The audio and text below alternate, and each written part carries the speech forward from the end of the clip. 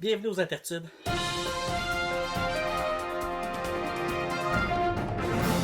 Bonjour, mon nom est David Duprat et bienvenue à ce premier épisode des Intertubes. Je suis tout seul dans ma chambre et je trouve ça un peu ridicule. En tout cas, bref.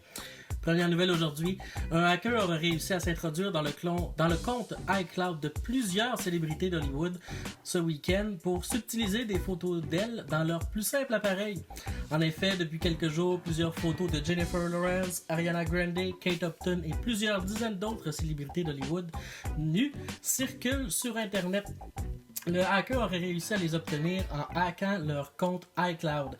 Pour ceux qui ne le savent pas, iCloud est un service offert par Apple afin, d'entre autres, sauvegarder dans le nuage les photos que vous prenez grâce à votre iPhone. Plusieurs célébrités affirment que ces photos d'elles sont des fausses, mais d'autres confirment la rumeur en disant qu'il s'agit bien de photos d'elles, mais menacent le hacker de représailles judiciaires pour invasion de leur vie privée. Ça rappelle un peu un cas similaire qui a eu lieu il y a quelques mois où un hacker avait réussi à entrer dans le téléphone de Scarlett Johansson pour y prendre des photos d'elle nue qu'elle avait prises au préalable. Le hacker a finalement été arrêté et condamné à 10 ans de prison. 10 ans de prison. Et pendant ce temps-là, Guy Turcotte est toujours en liberté. C'était ma joke TVA Nouvelle.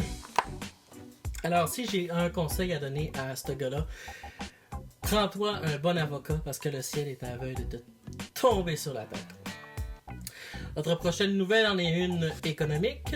Burger King achète Tim Hortons pour la faramineuse somme de 11 milliards de dollars. Bien que certaines personnes s'attendent à ce que des burgers soient mis en vente chez Tim Hortons bientôt, ne vous en faites pas. La transaction en est une essentiellement fiscale pour Burger King. En achetant Tim Hortons, elle devient ainsi le 3e plus grand restaurateur rapide au monde et a annoncé qu'elle en profiterait pour déménager son siège social de la Floride vers le Canada, s'épargnant ainsi des millions de dollars en impôts. Effectivement, aux États-Unis, Burger King doit payer 35% d'impôts, mais en déménageant au Canada, elle ne paiera, tout comme Tim Hortons, que de 26% d'impôts sur ses revenus. Notre dernière nouvelle, vous l'avez certainement vu passer dans votre fil Facebook au courant des derniers jours. Un jeune couple d'homosexuels aurait été expulsé du bar Le Saint-Sulpice à Montréal. Il s'agit du 2e incident du genre en quelques semaines au Québec. Ils affirment qu'ils s'embrassaient à l'intérieur du bar et qu'ils ont été expressément expulsés par le portier de l'établissement. Le propriétaire du Saint-Sulpice a aussitôt défendu ses employés en donnant leur version de l'histoire.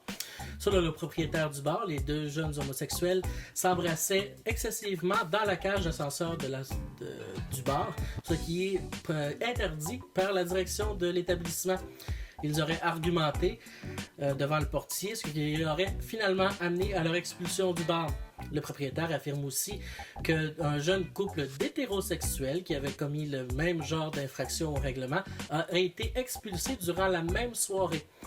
Rappelons que durant cette soirée, il y avait une soirée d'initiation au Saint-Sulpice et que plusieurs personnes ont été expulsées pour divers motifs durant la soirée. C'est tout pour aujourd'hui. On se revoit jeudi pour d'autres actualités des internets. Je vous invite à aimer notre page Facebook, à vous abonner à notre chaîne YouTube et à visiter notre site web au intertube.tv.